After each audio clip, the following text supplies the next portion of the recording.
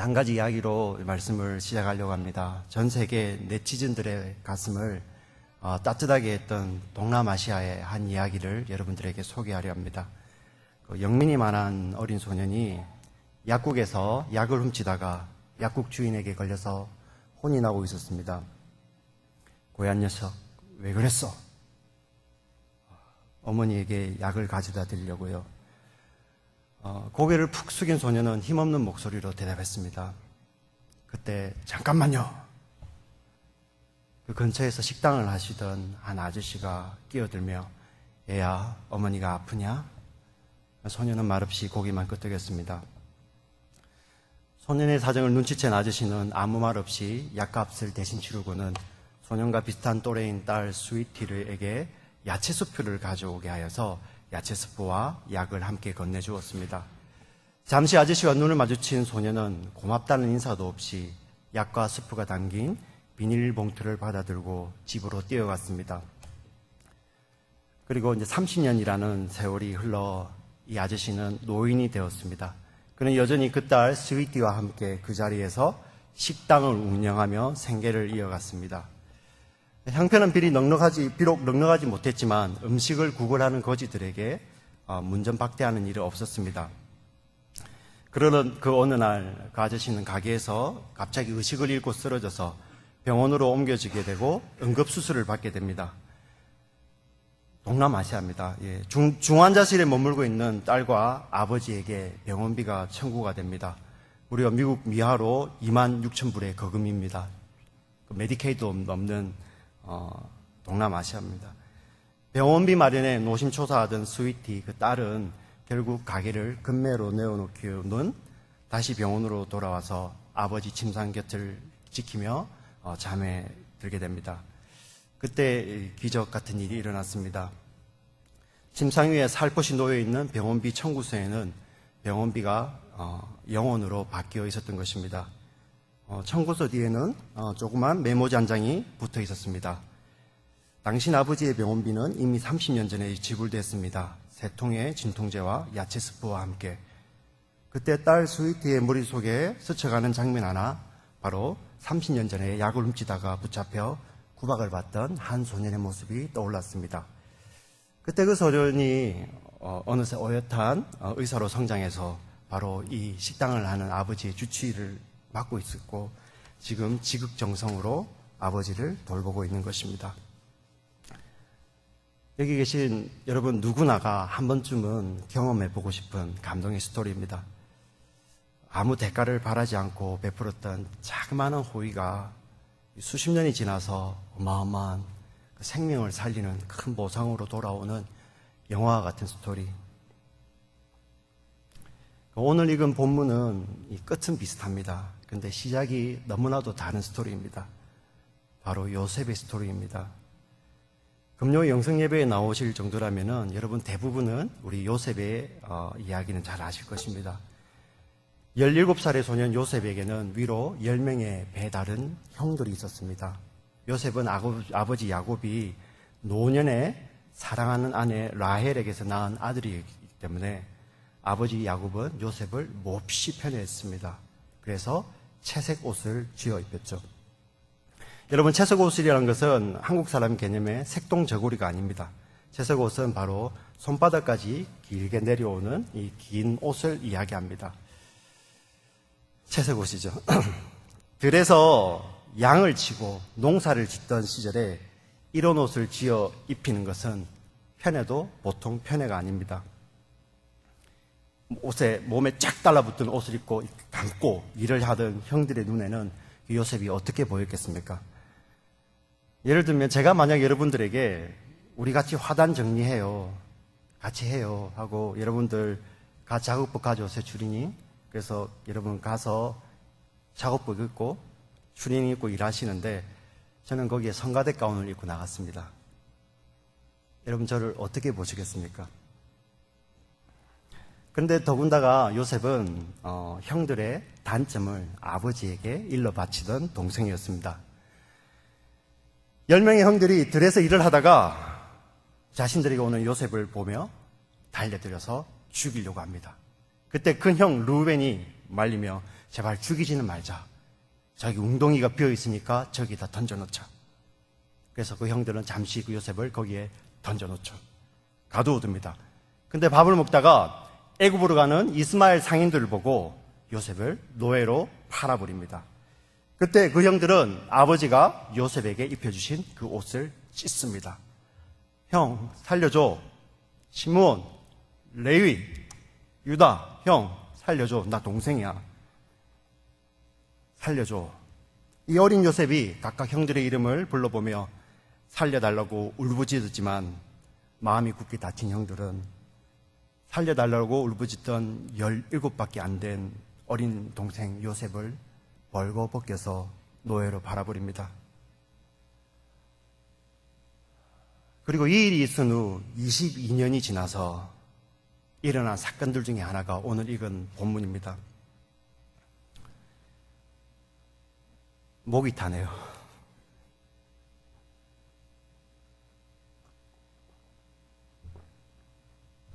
세계에서 가장 강력한 나라의 총리 앞에 10명의 형들이 서 있습니다. 이 야곱의 아들들은 아직 나라에 속해 있는 사람들이 아니에요. 가나안 땅에서 아버지를 중심으로 해서 그냥 족장 생활을 하는 사람들이죠. 그래서 이들이 잡혀가도 보호해줄 나라가 없어요. 우리는 잡혀가면 여러분들 미국 시민권자들은 미국이 보호해주고 한국 시민권자들은 한국에서 개입을 하지 않습니까? 그런데 이들은 그런 나라도 없습니다. 그런데 세계에서 가장 강한 나라의 그 총리의 은잔을 훔친 혐의로 지금 붙들려 와 있습니다. 나라도 없던 형제들은 애굽의 총리가 평생 햇볕이 들지 않는 감옥에다 가두어버려도 누구 하나 와가지고 하소연해 줄 수 있는 사람도 구해줄 수 있는 사람도 없는 그런 상황이었습니다. 그런데 세계 최강대국 요셉의 애굽의 통치자 그 총리가 지금 울면서 하는 말이 내가 요셉입니다. 당신들이 애굽의 노예로 팔아버렸던 요셉입니다. 라고 이야기하고 있습니다. 22년 전에 벌거벗겨져서 형 살려줘 나 요셉이야 했던 그 17살 소년이 이제 39세가 되어서 통치자의 옷을 입고 내가 요셉입니다. 당신들이 나를 팔았던 그 요셉입니다. 이렇게 이야기하고 있습니다. 형들의 반응은 어떠했을까요? 마른 하늘에 날벼락도 이런 날벼락이 없을 것입니다. 서로 말문이 막혀서 눈만 멀뚱멀뚱 쳐다보다가 겨우 한다는 소리가 우린 다 죽었다. 너무너무 두렵다. 왜냐하면요. 세상의 관점으론 요셉이 복수를 하거나 심판을 하는 것은 너무나도 당연하게 여겨질 수 있습니다. 그런데 요셉의 대답은 세상의 관점과 세상의 생각과 달랐습니다. 우리 오늘 읽었던 본문 5절과 8절을 다 같이 다시 한번 읽어볼까요? 5절과 8절입니다. 5절부터 읽겠습니다. 당신들이 나를 이곳에 팔았다고 해서 근심하지 마소서, 한탄하지 마소서. 하나님이 생명을 구원하시려고 나를 당신들보다 먼저 보내셨나이다. 8절 그런즉 나를 이리로 보낸 이는 당신들이 아니요 하나님이시라. 하나님이 나를 바로에게 아버지로 삼으시고 그 온 집의 주로 삼으시며 애굽 온 땅의 통치자로 삼으셨나이다. 아멘. 나를 이곳에 보내신 이도 나를 총리 되게 하신 이도 바로 하나님이라고 요셉은 형들 앞에서 고백하고 있습니다.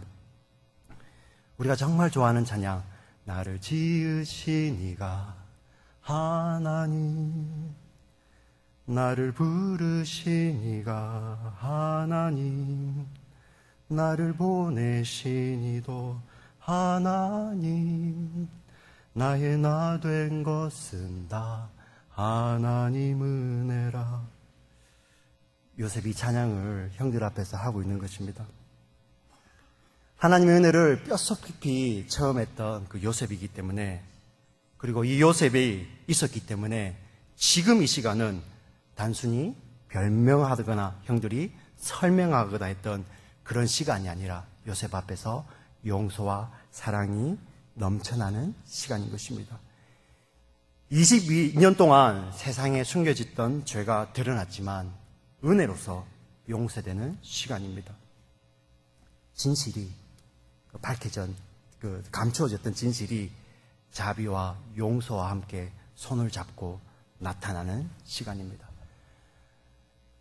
여러분, 세상은 어떻습니까? 우리 진실이 폭로될 때 복수하거나 또 복수까지는 아니더라도 처벌이 일어나는 것이 세상의 논리이고 세상의 생각 아니겠습니까? 요즘 대한민국의 사회나 정치를 보면 검증이라는 미명 아래 얼마나 많은 것들이 파헤쳐집니까? 수십 년 전에 해묵은 사실까지도 다 끄집어내가지고 그 한 사람을 매장시키기 위해 파헤치는 것이 세상의 논리라는 것입니다.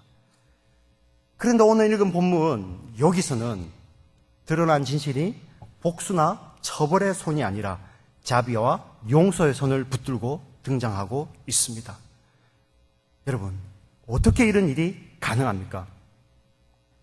먼저 고난을 당했지만 승리한 요셉이 있었고 그가 그 형제들을 용서하기 때문에 그 일이 가능합니다.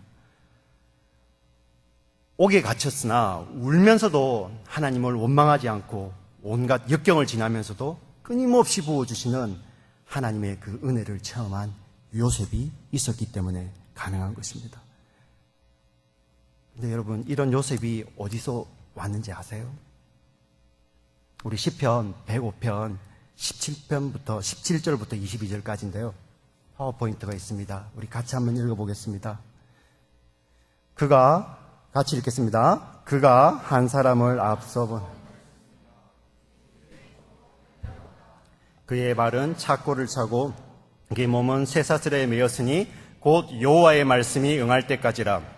그의 말씀이 그를 단련하였도다. 왕이 사람을 보내어 그를 석방하며 무 백성의 통치자가 그를 자유롭게 하였도다.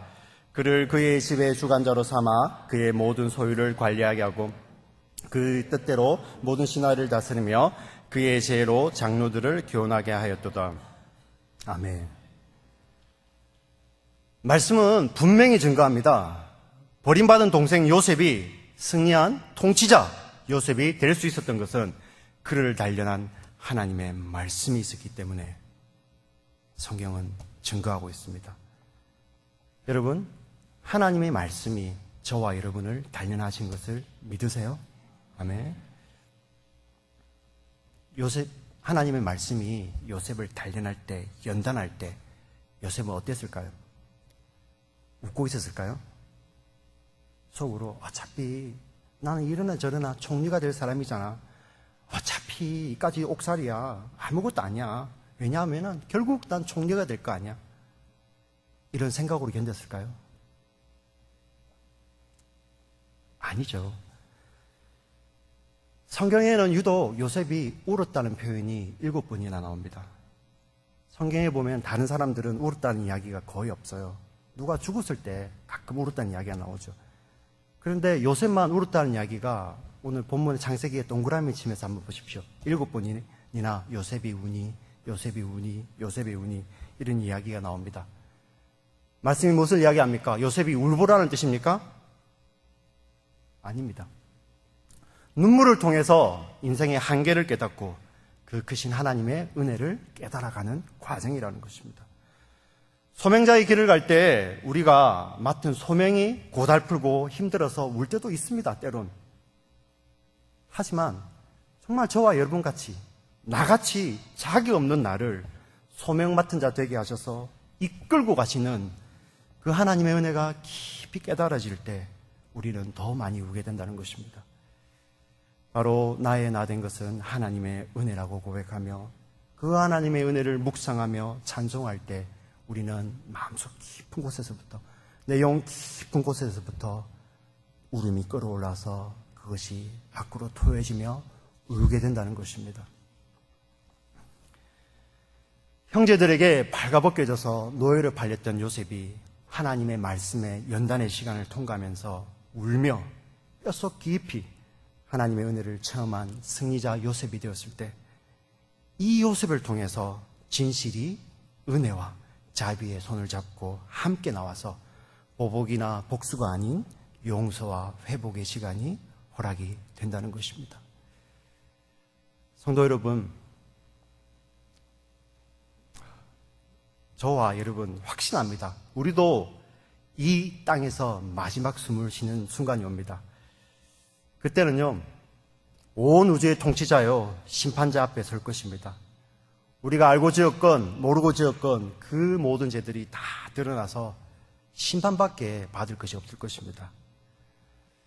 하지만 2000년 전에 인간의 몸을 먹고 입고 이 땅에 오셔서 우리 죄를 사하시려 사람들의 손에 그 옷이 다 찢기지고 벌거 벗겨져서 수치와 고난의 십자가 지신 그 예수님, 그 예수님이 하나님의 약속의 말씀을 이루시기 위해 사망에서 생명으로 부활 승리하셨습니다. 이 예수님께서 지금도 살아계셔서 영원히 우리를 붙들고 계시기 때문에 우리는 죽음의 순간에도 그 죽음의 두려움과 심판이 아니라 영원한 기쁨의 천국 잔치에 참여하게 되는 것입니다. 아멘. 사랑하는 성도 여러분, 이 사랑의 회복잔치가 천국에서만 시작되는 것이 아니에요. 오늘 8절까지 읽었는데 실제로는 다 읽어야 됩니다. 우리 15절을, 여러분 찾았던 45장 15절을 같이 읽어보겠습니다. 45장, 창세기 45장 15절입니다. 같이 읽겠습니다. 시작.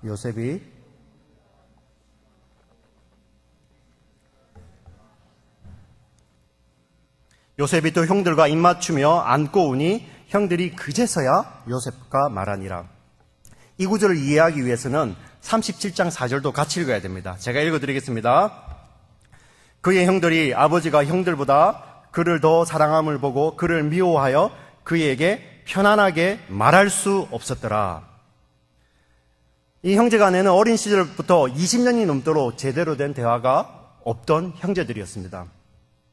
그들 사이에는 굳게 쌓인 막힌 담이 있어서 여기서 저기로 혹은 저기서 여기로 오는 말조차도 없던 그런 사이였습니다. 그런데 먼저 하나님의 은혜를 경험한, 체험한 요셉의 진정한 용서와 눈물이 형제간에 있던 그 막힌 담을 허물어 버렸습니다. 그들 간에 막힌 담이 허물어지자 서로 대화하며 교통하기 시작했던 것입니다. 이 말씀 15절 이후 16절 이하의 말씀은 회복의 축제입니다. 여러분 이거 가서 읽어보시면 좋은 약속이 선포되고요, 풍성한 선물이 넘쳐나고요, 사랑하는 부자지간 야곱과 요셉이 수십 년 만에, 22년 만에 재회하는 그런 회복의 축제의 장이 벌어진다는 것입니다. 그 당시 만약에 신문이 있었다면 애굽에 사회면 톱 기사로 났을 것입니다. 우리의 영웅 총리, 지금 요셉은 이 사회의 영웅이거든요. 자기들을 완전히 이 굶주림으로부터, 흉년으로부터 이렇게 보호하고 인도하는 그런 통치자이지 않습니까? 세계에 있는 사람들이 음식을 사기 위해서 애굽으로 몰려드는 그 시대였습니다. 그 영웅 총리 요셉이 22년 만에 아버지하고 재회한 것입니다. 나이가 130이 되는 그 아버지하고. 톱기사죠. 성도 여러분, 이런 기적 같은 일들이 어떻게 일어납니까? 다시 한번 형제들과 요셉이 만난 우리 아까 그 장소, 요셉이 통치자의 옷을 입고 내가 요셉이라 했던 그 장소에 같이 한번 가보겠습니다.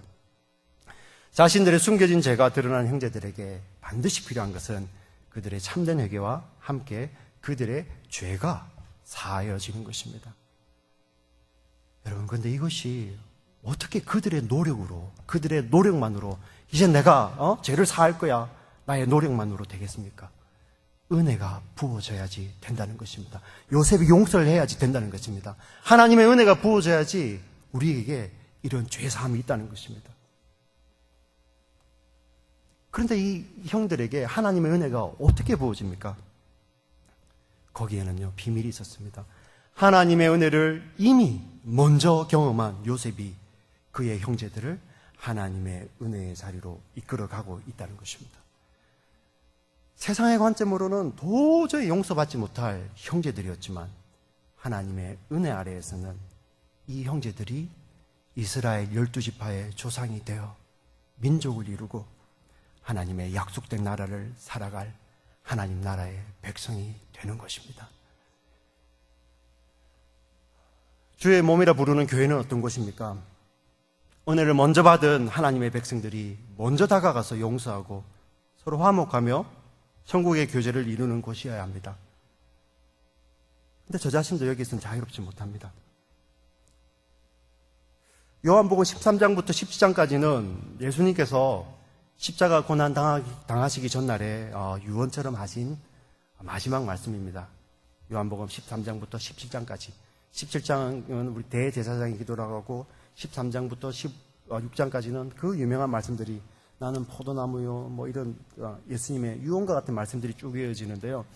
이 말씀들의 핵심 중 하나가 예수님께서 제자들에게 내가 너희에게 새 계명을 주겠다. 여러 번 반복해서 이야기를 합니다. 근데 그 새 계명이 무엇이냐면 서로 사랑하라는 것입니다. 요한복음 13장 34절 예수님께서 우리에게 주신 말씀을 한번 읽어보겠습니다. 같이 읽겠습니다. 큰 목소리로 읽겠습니다. 새 계명을 너희에게 주노니 서로 사랑하라. 내가 너희를 사랑한 것 같이 너희도 서로 사랑하라. 아멘. 예수님께서 제자들을 사랑하신 것 같이 제자들도 서로 사랑하라는 것입니다. 예수님께서 십자가 지시기 위해 예루살렘으로 올라오는 길에 그 길에서 제자들은 계속 다투었습니다. 누가 크냐고. 내가 크다, 너가 크다. 그 길에서 예수님의 이모가 와서 야고보, 요한은 하나는 우편에 하나는 좌편에 앉혀달라고 하니까 다투었던 제자들입니다. 길에서 내가 십자가 질 거다 가르칠 때 제자들은 그 길에서 누가 크냐고 다투던 그 제자들이었습니다. 그런데 그 제자들에게 예수님께서 십자가 지시기 전에 마지막으로 주셨던 유언과 같은 말씀이 서로 사랑하라입니다. 이 세 계명이 어떻게 이루어집니까? 제자들이 지금부터 우리 사랑하자. 이제 결심하자. 그래, 나 다 용서할게. 사랑하자. 이렇게 해서 이루어졌습니까? 아닙니다.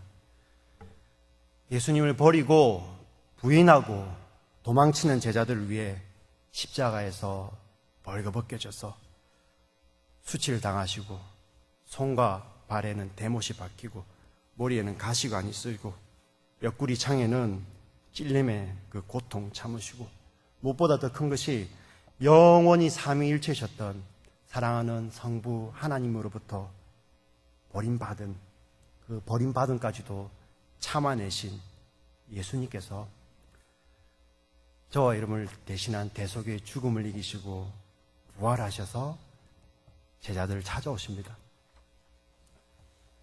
제자들을 다시 만나셔서 그들을 먼저 용서하시고 사랑으로 먼저 안으시기에 제자들의 삶에도 사랑이 넘쳐나는 것입니다. 오늘 본문의 요셉이 그랬던 것처럼요. 우리가 우리의 본성으로 살게 되면 우리 안에는 반드시 껄끄러움, 어색함, 용서 못함 이런 것들이 반드시 생기게 되어 있습니다. 왜냐하면요. 그게 우리의 본성이니까요. 그게 저와 여러분이라는 거예요. 조금 다르면 용서가 안 되는 거죠. 왜냐하면 그게 우리의 본성이기 때문이에요. 만약에 사랑이 내 것이고 그게 내 본성이라면 누가 언제든지 어디서나 그 사랑을 달라고 하면 내 것이기 때문에 나는 줄 수 있어야 됩니다. 하지만 저와 여러분 중에서 누가 그렇게 할 수 있습니까? 왜냐하면 그것은 내 것이 아니고 우리의 본성이 아니기 때문입니다. 저와 여러분은 먼저 하나님의 그 사랑과 은혜를 체험하고 그 사랑을 뼛속 깊이 경험한 후에 그 사랑을 흘려보내는 소명자의 삶을 살아야 됩니다. 받은 은혜, 받은 사랑, 지금 흘려보내는 소명자. 교회도 그런 곳입니다. 교회가 하나님의 은혜만 부어지는 곳입니까? 그 은혜를 흘려보내는 곳이죠. 우리가 잘 비유하지 않습니까?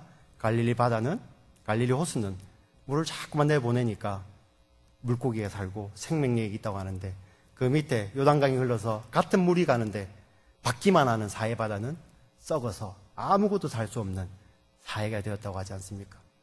우리 교회에서 하나님 내게 은혜만 주세요. 은혜만 주세요. 하나님 내게만 주세요. 나에게는 차별된 은혜를 주세요. 그것만이 기도가 넘친다면 거기가 사해바다 아니겠습니까? 하나님 이 받은 은혜 너무나도 감격합니다. 제가 지금 나누기 원합니다. 제 본성을 거슬려서 나눠야 줄다 하더라도 하나님 은혜가 그 본성을 뚫고 나오기 때문에 할 수 있는 것입니다. 참으로 바쁜 세상에서 우리 금요 영성 예배까지 시간을 쪼개서 나오는 저와 여러분 아닙니까? 우리 먼저 뭘 기도해야 되겠습니까? 하나님, 저의 이 기도 제목이 있습니다. 저희 성취하고 싶은 게 있어요. 이 성취를 통해서, 우리 자녀의 성취를 통해서, 우리 자녀의 학업을 통해서 하나님 영광 받게 해달라고 기도해야 할까요? 네, 그것도 기도해야 합니다. 그것도 필요합니다. 하지만 절대적인 것은 아닌 것 같아요. 언제든지 변할 수 있는 것이잖아요. 우리가 절대적으로 해야 될 것은 먼저 하나님의 은혜와 사랑을 깊이 깨달아 알고 그 은혜와 사랑에 벅차서 울게 하시고 그 은혜와 사랑을 공동체에서 나누게 해달라고 기도하고 실천하는 것이 예수 믿는 제자들, 저와 여러분의 으뜸이 되는 것입니다. 그래서 예수님이 내가 새 계명을 준다. 13장에 나와 있지 않습니까? 15장 12절에도 예수님께서 또 이런 말씀을 하십니다. 같이 읽겠습니다. 내 계명은 곧 내가 너희를 사랑한 것 같이 너희도 서로 사랑하라 하는 이것이니라.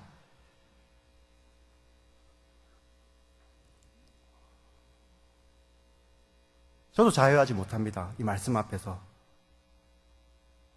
근데 참 감사한 것은 저에게 사랑이 없다는 것을 깨닫게 해주시는 것도 하나님의 은혜라는 것입니다.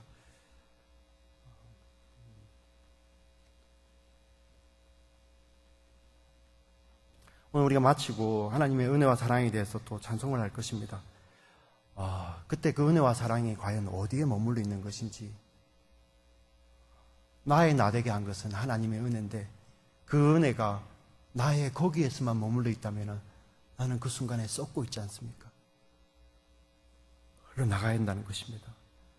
요셉처럼 하나님의 은혜와 사랑을 내면 깊숙이 체험하시고 그 선행된 은혜, 그 받은, 우리가 태어나기 전부터, 못해서 지어지기 전부터 하나님께서 이미 그리스도 안에서 우리를 예정하시고 주셨던 그 은혜, 그 사랑을 주님 맡기신 이 공동체에서 흘러보내는 저와 여러분 되시기를 주의 이름으로 간절히 축원합니다. 아멘. 기도하시겠습니다. 하나님 아버지, 감히 사랑이 없는 제가 주의 사랑과 은혜를 가지고 말씀을 나누었습니다. 하나님 감추어 주시고 정말 요셉에게 임했던 그 은혜와 사랑이 그 형들에게 흘러넘칠 때 정말 회복의 자리요, 축제의 자리요, 기쁨의 자리가 되었던 것처럼 하나님, 먼저 하나님의 은혜가 우리 각자에게 임하셔서 그 은혜가 우리 공동체를 통하여서, 우리를 통하여서 흘러나가는 놀라운 역사의 자리가 될 수 있도록 하나님 인도하여 주시옵소서. 하나님, 이 밤에 우리의 기도를 하나님 바꾸어 주시고 우리의 기도가 하나님 공동체를 향한 기도 되게 해 주시고 그 하나님의 은혜와 사랑이 흘러가는 축복의 통로되는 기도 되도록 하나님 우리 기도를 붙들어 주시옵소서. 주께 감사를 드리며 예수님 이름으로 기도합니다. 아멘.